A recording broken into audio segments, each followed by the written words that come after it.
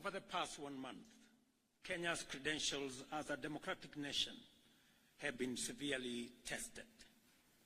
During this time, the country has engaged in a difficult public conversation, providing an opportunity to reflect deeply on the relationship between fundamental rights and democratic freedoms, our collective aspirations for prosperity, and efforts to secure opportunities for all, and the imperative to advance national sovereignty and the security of the state.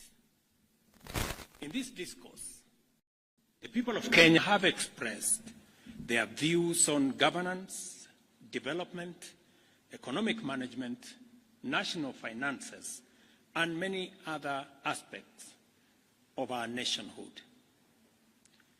It is of utmost importance that the government takes measures to affirm our commitment to actualizing the people's aspirations, assure citizens that the state exists to serve them efficiently and with integrity, and to signal to all that our national values and principles of governance are the foundation of our national dispensation.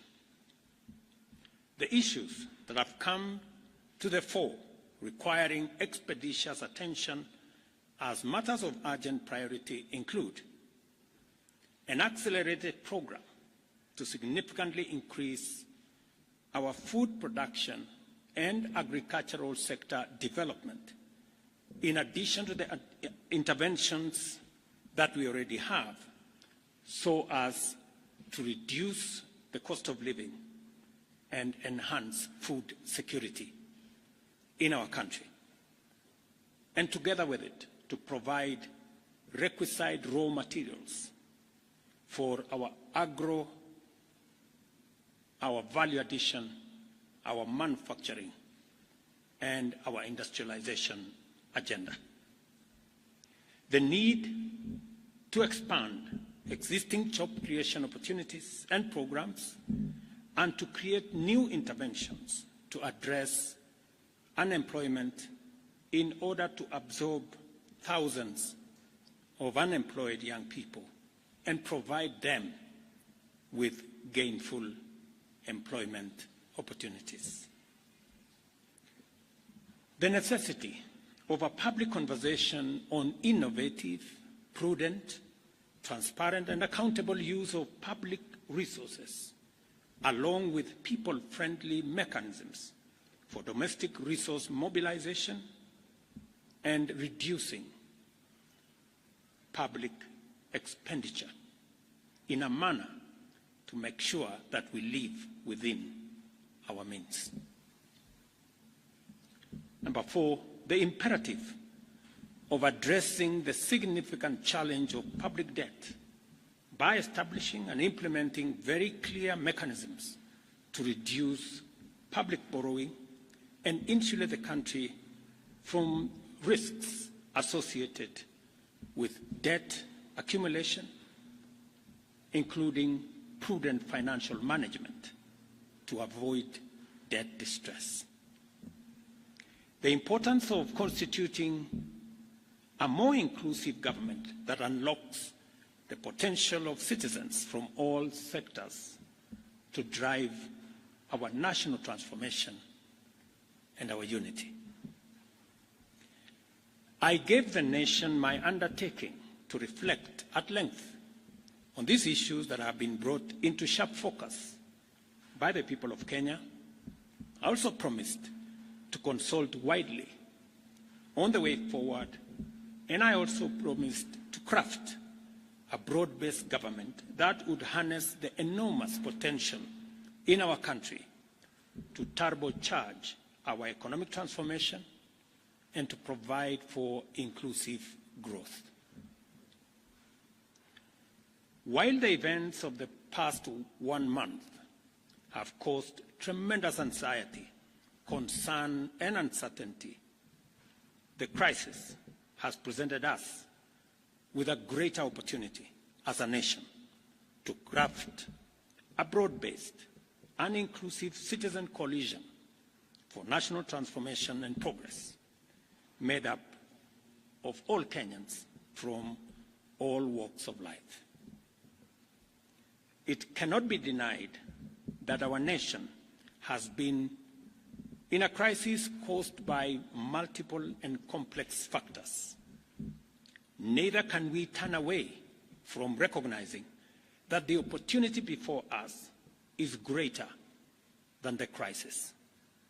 Together, we have a chance to take our country where we all want it to be and make our nation, the Kenya we want, a great nation. For this reason, I have consulted extensively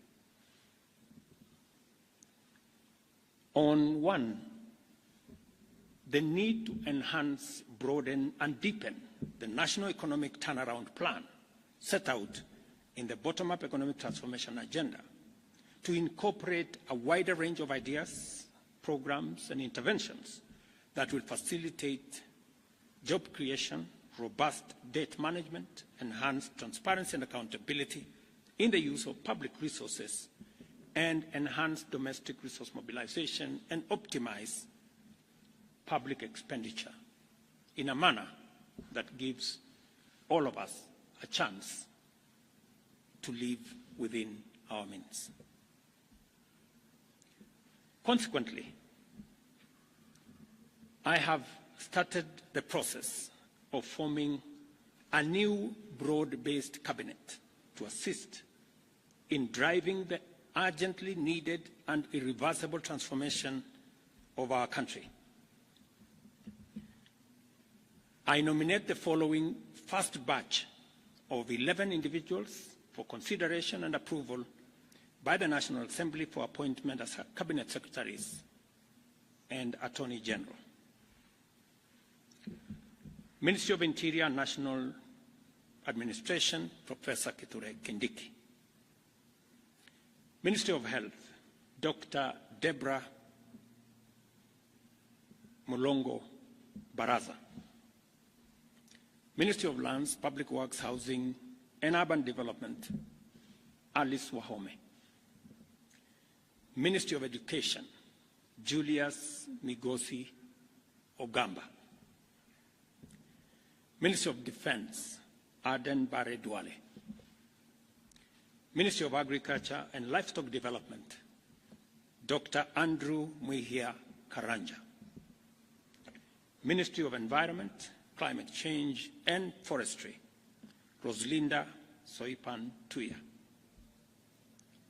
Ministry of Water, Sanitation and Irrigation, Eric Murithi Muga. Ministry of Roads and Transport, Davis Chirchev. Ministry of Information, Communication and Digital Economy, Dr. Margaret Nyambura Ndungu. Attorney General, Rebecca Miano. I am continuing to undertake consultations across the political divide on the balance of cabinet that I will appoint shortly. The consultations are at an advanced stage, and internal processes in various sectors are underway to facilitate my appointment of the balance of this cabinet. Additionally, I will be issuing next week a clear roadmap on the assignment that the new cabinet is going to have,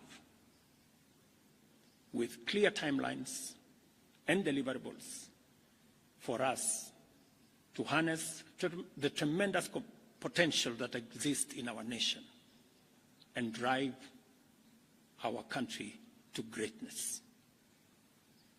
Thank you very much, and God bless you.